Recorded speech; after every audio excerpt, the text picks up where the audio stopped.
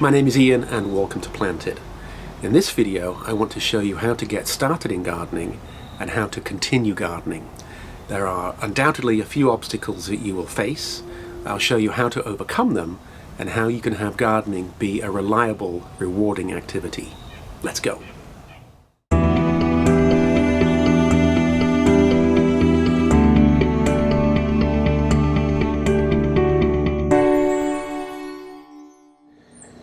Perhaps the biggest hurdle for any novice or beginner gardener is that of unbridled enthusiasm. You read magazines, you watch videos, you go to talks, and you start to have people give you plants. And this unbridled enthusiasm really is a problem, no matter if you get it in springtime, summer, fall, or even in the winter. That unbridled enthusiasm can lead you to make spontaneous decisions that are not really aligned with the growing season in your area. And that's where you have to calm it down. You have to bring it back down to literally ground level and narrow your focus to a much smaller area that you can give the time and attention it will require for it to be productive. So don't go out and try and grow 50 tomato plants or try and start a large dahlia collection. These things will trip you up. You'll have mediocre success and then you'll feel discouraged. So my recommendation is start small. You need to get yourself a piece of ground, hopefully that's not compacted. It needs to be 5 feet wide by 10 feet long, means it's just 50 square feet. If you can, relieve the compaction by digging it over and then put around that a very small wooden frame. I'm not talking about a raised bed, just a couple of inches. And in building this frame, it means that you can get it level. If it's tilted to one side, you'll find that water will run off. You want it level so that rainwater, when it falls down, can percolate into your growing area. And as we're doing this project now in the fall, you're going to cover your area with 8 to 12 inches of leaves and then add an application of fertilizer. It can be 5-5-5 or 10-10-10, nothing too hot and spicy, but the reason for the fertilizer is that it helps the decomposition progress.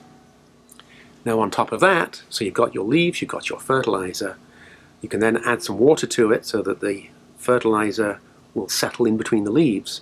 You want to put on top of that a fruit net. This is a very lightweight net. It'll add a little bit of pressure and tension to the leaves so that you get this sandwich effect. And this will prevent the leaves from blowing away, but it also means that worms, bugs, bacteria, and beneficial fungus can start to work on improving your soil over the winter months. And it means that next spring you are off to the races. You've got an area that is full of vitality and nutrient and biological benefits, and your plants can thrive. And because it's just 50 square feet, that is 5 feet by 10 feet, this is very manageable. You're not going to get overwhelmed. So I cannot stress this enough.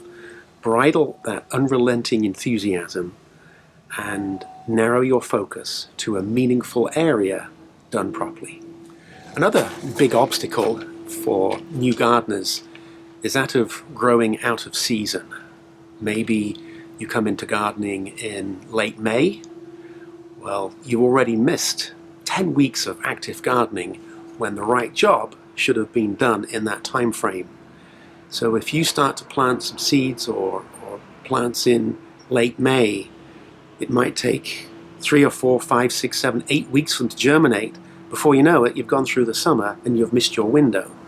And that can be very debilitating. You think that you failed. It's not that you failed, it's that you did the job out of season. So this is taking it down to its bare bones. Energy comes from sunlight. Your plants need sunlight. They need water, they need oxygen, and they need nutrients. Now there are a few other things that they benefit from, but you can't change that cycle. So once you've overcome your unbridled enthusiasm, you've then got to start doing the right job at the right time. An area of horticulture that's always amazed me is that of growth rate. I had a tree dahlia that in the months of May, June, July and August, I mean just 4 months, this plant would put on 16 feet of growth, which is really fast. And yet we'd think of plants as growing very slowly. This is just not the case. Plants do grow quickly, but they don't grow quick enough for us. So a skill that you have to learn is that of patience. And if you did the right thing the right time 3 years ago, and then the same right decision 2 years ago, and then again this year, you'd be amazed at how plant growth compounds on previous year's success. So if you start off and then have a failure, you then start from zero again. So you start off again and you have another failure. The secret is to have plants grow a little bit, then grow some more, and then grow some more until you get nice, vibrant, healthy growth. And that only comes from patience. I have been surprised at how people want plants to quickly grow, say a hedge. They want it to grow to 5 feet. They want it to grow very fast to 5 feet, and they don't want it to grow any more. Well, plants don't know that that's the application that you're putting your plant in. And specifically, I'm talking about hedges. Nice, dense, full growth. Well, the plant will just keep on growing and ultimately get too big for the space that you've got. As I mentioned before, this unbridled enthusiasm will take you over, and it will become all-encompassing, and you'll quickly want to do more. But starting small has huge benefits. Let's say that you get this bout of enthusiasm in February, and you go out there and prepare a bed to plant in, and you've got some tomatoes growing, and you've got some potatoes growing, and maybe some raspberries. All three are great beginner plants. And then you've got some family friends come into town, and then you go away on vacation for a week, and then you have an emergency with work and have to leave for a week. Who's going to take care of your garden? This precious area that you've got growing your plants in. So the smaller and the more low scale, small scale, the easier it is for you or somebody else just to tend to it and make sure that it doesn't dry out. So small scale is your friend. Don't go big, and it really will help you. Broadly speaking, there are 3 types of gardening. You've got vegetable and fruit growing, which is where you're looking for an edible crop. These gardens tend to be a little linear and very productive and in a constant state of turnover. You've got new plants able to be harvested as you are then planting other plants to be harvested later in the season. So vegetable gardening is a great skill, and it's where I would recommend that you start. Now, in addition to that, you've got ornamental gardening, which is what I spend the majority of my channel focusing on. Ornamental plants, flowers, fragrant foliage for an ornamental appeal. I think that vegetable and fruit growing and ornamental gardening are very different.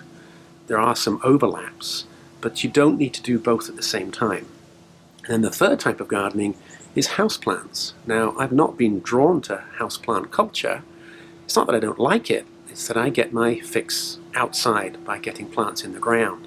But many, many people have huge success and get great achievement from growing plants on windowsills in the winter months when it's cold and dark outside. So fruit and vegetables, ornamental, and then houseplants. Now, I'm sure somebody's going to comment, well, what about bonsai? What about natives? Well, indeed, there are other types. But remember, at this stage, you want to learn the skills of sunlight, water, and nutrients. And that's really it. That's where you're limiting your expertise. We don't need to go into a specialist collection just yet. We've talked about unbridled enthusiasm. We've talked about the different types of gardening. We've talked about starting small and also doing the right job at the right time. But there is a big elephant in the room that I must address, and that is the existence of Latin plant names. Now, I use Latin all the time.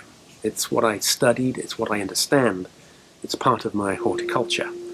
But I think that for the novice and the beginner gardener, it's very confusing, and it is not anything you need to be overly concerned with. As you get more experience, you'll realize that Latin plant names are a way to very specifically identify a plant with certain characteristics. And here's an example. There's a plant called the snail vine or the corkscrew vine. It's very popular. I featured it in the video last week. Now, corkscrew vine and snail vine are common names, and there are other plants with that same name. So if you go out and buy it by that name, you may or may not get what you want. The old Latin name was Vigna caracalla. The new Latin name is Cochleosanthus caracalla. So we've got 4 names for one plant. You see how it gets confusing. But if you went onto the internet and looked for a plant or a seed of Cochleosanthus caracalla, That's exactly what you would get. If you wanted to buy the corkscrew vine or the snail vine, you might end up with something different.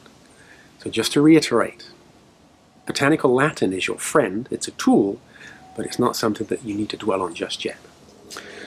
That's it. Thank you for watching Planted with Ian Cooke. I really enjoy doing these videos. If you know of a novice gardener, or you know of a beginner gardener that's had a little bit of a bumpy road, this video is for them.